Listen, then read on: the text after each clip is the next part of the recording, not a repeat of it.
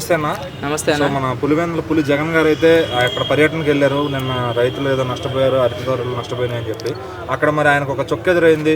ఏమ్మా ఎట్లా వస్తుంది సబ్సిడీ అని ఒక ఆమెను అడగగా ఆమె మొహం మీద చెప్పింది అనమాట, మీకన్నా బాగా ఇస్తున్నారు ఈ ప్రభుత్వం వాళ్ళు, మీకన్నా బాగా చేస్తున్నారని. దానికి అన్న రియాక్షన్ ఏంటి? అలాంటి మాటలు మాట్లాడితే ఆయన బాధపడ్డా జగన్ రెడ్డి గారు.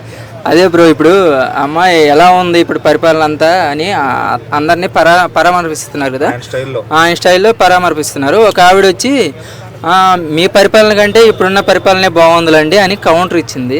అదైతే పెద్ద కామెడీ అనిపించింది నాకైతే. సో అలాగే ఉంది ఇప్పుడు ప్రభుత్వం అయితే. వాళ్ళు చేసిన దానికంటే ఇప్పుడు కొంచెం పరిపాలన బాగుంది కాబట్టి టీడీపీ వచ్చిన తర్వాత దాని మీదే ఆమె కౌంటర్ ఇచ్చిందనమాట.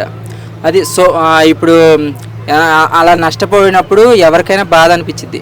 వచ్చి వీళ్ళ చేయలేదని ఇతను వచ్చి పరామర్శించడం, ఏదో ఇతను పరామర్శిస్తే నెక్స్ట్ ఇతనికి ఏదో ఇతన్ని సీఎం చేస్తారేమని ఆ ఉద్దేశంతో వచ్చి పరామర్శించాడు. అంటే బేసిక్గా ఇప్పుడు పులివెందులకు ఎమ్మెల్యే జగన్మోహన్ రెడ్డి గారు.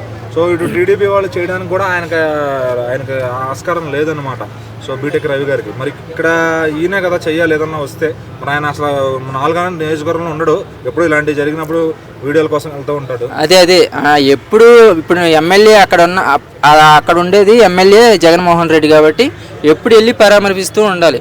కానీ ఎప్పుడో ఒకసారి వరదలు వచ్చినప్పుడు పంట నష్టం అన్నప్పుడెప్పుడో మిరపకాయలు ఎండిపోయినాయి నష్టపోయామని పుచ్చొచ్చినాయని వెళ్ళి చూశాడు.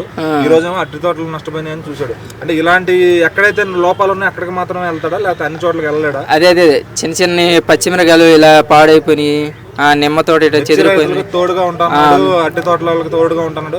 గత 5 సంవత్సరాల ముందు రాకముందు కూడా అదే చెప్పి వచ్చాడు పాలనలోకి. 5 ఏళ్ళు ఎంత నష్టపోయామని చూసాం. మళ్ళీ ఇప్పుడు అదే కవరింగ్ చేసుకుంటా అందరినీ పలకరించుకుని మళ్ళీ అందరినీ కలుపుకుని గెలిచే ప్రయత్నంలో ఉన్నాడు అనుకోవచ్చా? అదే బ్రో, చిన్న విషయాలకి ఇంటికి పోయి పలకరియటం అది సరికాదు. ఏదైనా పెద్ద ఏదైనా నష్టపోయినప్పుడు పోయి పరామర్శించడం మంచిది.